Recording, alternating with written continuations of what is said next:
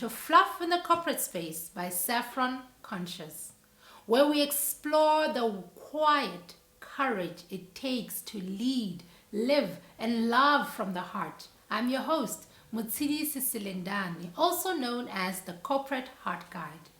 Today's episode is titled Unlearning the Name They Gave You. This episode is a continuation, a thread pulled gently from our last reflection, where a child refused to be named by someone who didn't truly know her. But this time, we're not looking at the child. We are looking at the adult. We are looking at you and me and all of us who at some point in our lives accepted a name that wasn't ours and learned to live as if it was. Maybe you were called too much or too sensitive. Maybe you were told you're always like this when things get stressful. Or you are just not leadership material. Perhaps it was subtler than that. A shrug, a side comment, a pattern of being overlooked. A teacher who never saw your fire. A parent who never welcomed your softness. A boss who only praised your silence. And so you adapted. You became what was expected, or you shrank what was true. And in the process, you began living under a name that did not belong to you. And we don't often question these names, especially in professional spaces, because they come wrapped in performance reviews, KPIs, corporate culture language. They sound like insight, but often they are residue of someone else's limited seeing. You might be living under the name dependable, and it was given to you because you never let yourself rest. You might be known as calm, but that's because you were never given permission to express rage. You might be called the glue, the peacemaker, the fixer, but only because long ago you earned to hold everyone else's chaos while suppressing your own. These names shape how we lead, how we speak in boardrooms, how we mentor others, how we receive feedback, and how we parent, how we love.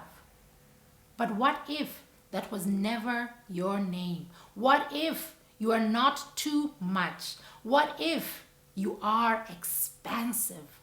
What if you are not too emotional? What if you are deeply attuned? What if you are not quiet and agreeable?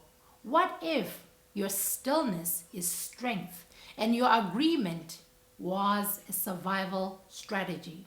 What if your leadership was never supposed to fit the mold? This is the work at Saffron Conscious. We call this the heart of unlearning. It is the moment you pause and ask, what name have I been living under that was never truly mine? And it's not just a philosophical question.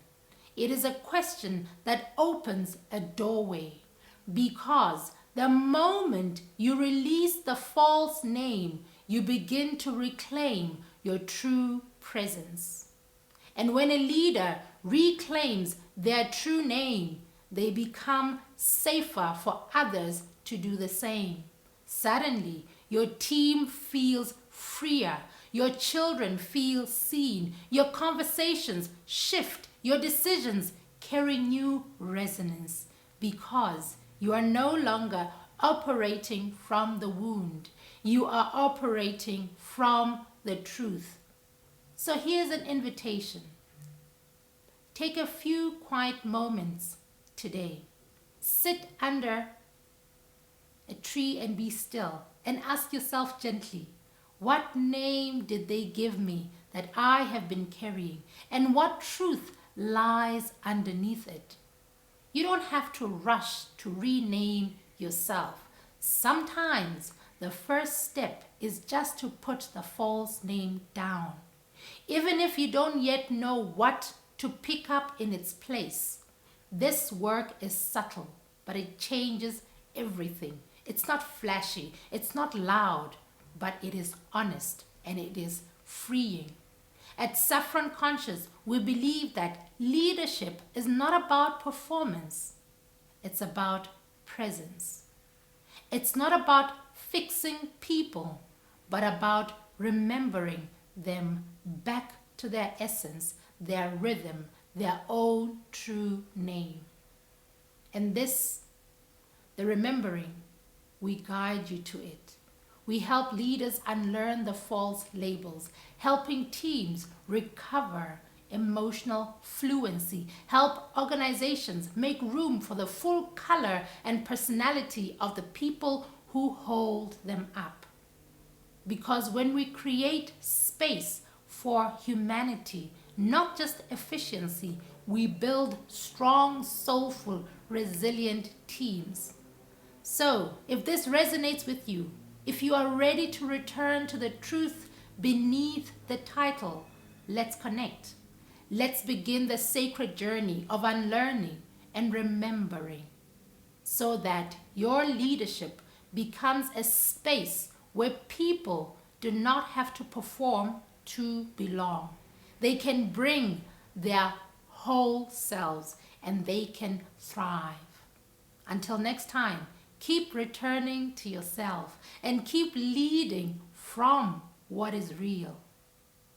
Remember, like water, flow with ease and gentleness, and let's continue navigating the currents of our own lives.